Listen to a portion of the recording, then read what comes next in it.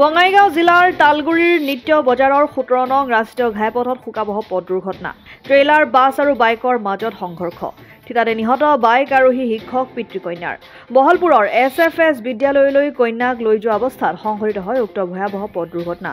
নিহত শিক্ষকগৰাকীৰ নাম নাছিৰ আহমেদ আৰু কন্যাগৰাকী শাহনাজ আহমেদ বুলি জনা পোৱা গৈছে। আল্ট্ৰা বাছৰ দৌৰাত্মৰ বাবে সংঘটিত হয় এই ভয়ংকৰ দুৰ্ঘটনাটো। ক্ষোভিত ৰাইজে ৰাষ্ট্ৰীয় ঘাইপথ অৱৰোধ কৰি পৰিস্থিতি উত্তপ্ত কৰি তোলে। বাছত অগ্নি সংযোগ উত্তেজিত ৰাইজৰ। ঘটনাস্থলীৰ লগতে মৃতকৰ বাসগৃহত জিলা উপায়ুক্ত, জিলা আৰক্ষী অধীক্ষক, স্থানীয় বিধায়ককে ধৰি বিদ্যালয়খনৰ শিক্ষক, শিক্ষয়িত্ৰী আৰু ছাত্ৰ-ছাত্ৰী উপস্থিত হয়।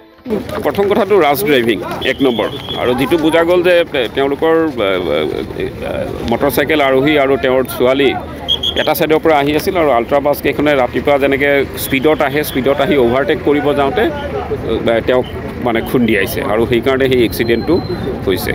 আৰু সেইটো প্ৰাইমাৰী কথাটো এনেকুৱা যেন লাগে যে তেওঁলোকে অভাৰ স্পীডিং আছিল, ইজনে সিজনক বাছত ক্ৰছ কৰাৰ কাৰণে তেওঁলোকৰ মানে কম্পিটিশ্যন হেৰি হৈ আছিল, আৰু যাৰ কাৰণে এই টিচাৰগৰাকী আৰু তেওঁৰ ছোৱালী ৰাস্তাটো সিটো ছাইডে য'ত তেতিয়া আছিলে তেওঁলোকক আহি ৰাইজৰ ডিমাণ্ডটো এনেকুৱা যে তেওঁলোকৰ চাইনেজ, স্পীড ব্ৰেকাৰ আৰু কিছুমান অঞ্চল বজাৰ অঞ্চল বা এনেকুৱা আছে য'ত শেষ হৈ আছে।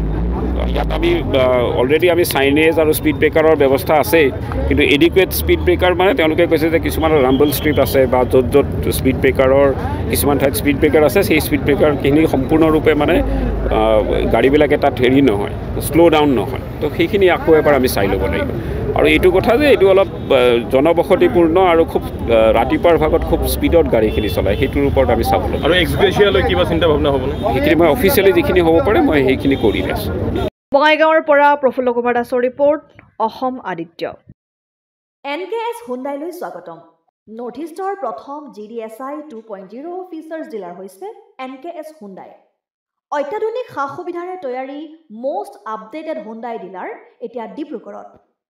আমাৰ NKS হুণ্ডাই ডিলাৰত open sales consulted room, customer ৰুমৰ লগতে পুৰণি গাড়ীৰ এক্সচেঞ্জ ফেচিলিটিও ৰখা হৈছে।